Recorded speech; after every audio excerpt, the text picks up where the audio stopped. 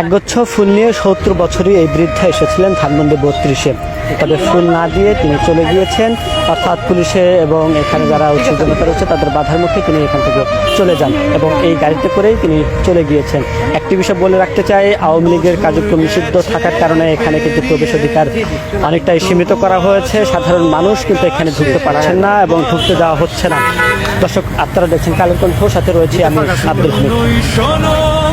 হঠাৎ করে ফোন আসলো যে বঙ্গবন্ধুকে মেরে ফেলছে, বাবা মরে গেলে মানুষজন অসহায় বোধ করে না, আমি ঠিক ওরকম একটা ফিলিংস আমার ছিল।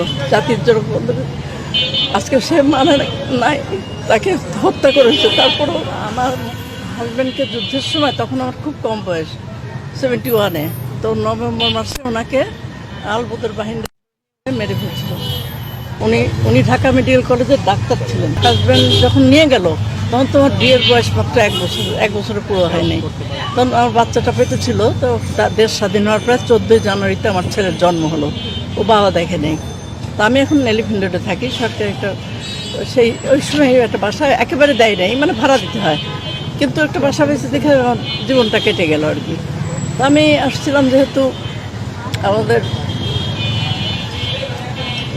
জাতির জন্য আজকে সে মানে নাই, তাকে হত্যা করেছে। তারপরও আমাদের হয়তো কিছু ভুল ছিল আমাদের, যে ভুলের জন্য আজকে এই খেসারতগুলো দিতে হচ্ছে। হ্যাঁ, সেগুলো নাই বা নাম বললাম। তো সেটার জন্য এই 2টা ফুল নিয়ে আসছিলাম এখানে, কিন্তু হয়তো যা যাবে না আমি জানি, তারপরে নিয়ে আসছিলাম আর কি। এই আজকে তার স্মরণ করতেছি। আমি বহুবার এ বাসায় আসছি, উনি বেঁচে থাকতে আসছি। আবার ওরা যখন মিউজিয়াম হলো না, ওনাকে মেরে ফেলার পরে আমি নিজে 3-4 বার আসছি। যেদিন উদ্বোধন করছে সেদিন কি ভিড়, ঢুকতে পারা যাচ্ছিল না, এত ভিড়। তখন অল্প বয়স ছিল, তো অল্প বয়স থাকার কারণে আমি তখন এরকম ঠেলা দিয়ে চলে যেতে পারছিলাম আর কি, উদ্বোধন করাটা দেখছিলাম।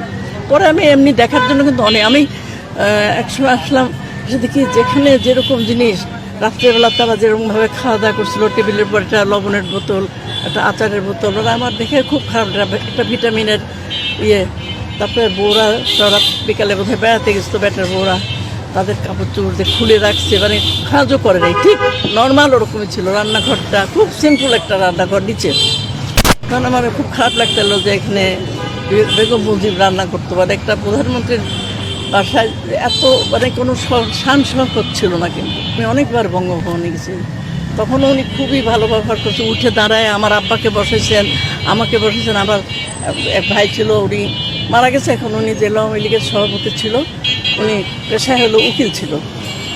তো কিন্তু শুধু কি সুন্দর করে ধরে আদর করে, একেবারে কোনো অহংকার ছিল না, কোনো অহংকার। আমাকে চাকরিও দিতে চেয়েছিল, কিন্তু আমি তখন এত অল্প বয়স, আর আমার বাচ্চাটা পরে হয়েছে, তো আমি ওর ফেলে রেখে যে অফিস করবো যে আমার যোগ্যতা অনুযায়ী, কিন্তু সেটাও আমি করতে পারিনি। আমি কিন্তু খুব কষ্টে জীবন করছি। আর শেষ মুহূর্তে আমাদের কিছু ভুলের কারণে আজকে আমাদের এই বহন করতে হচ্ছে।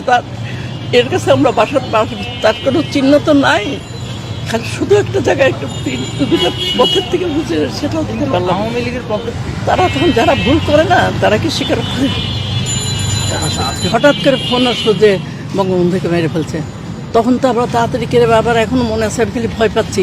আমি খালি মনে করছি নিরাপত্তা নেই আমার, মনে হচ্ছে উনি থাকলে জন্য উনি বাবা, মানে বাবা মরে গেলে মানুষজন অসহায় বোধ করে না, আমি ঠিক ওরকম একটা ফিলিংস আমার ছিল।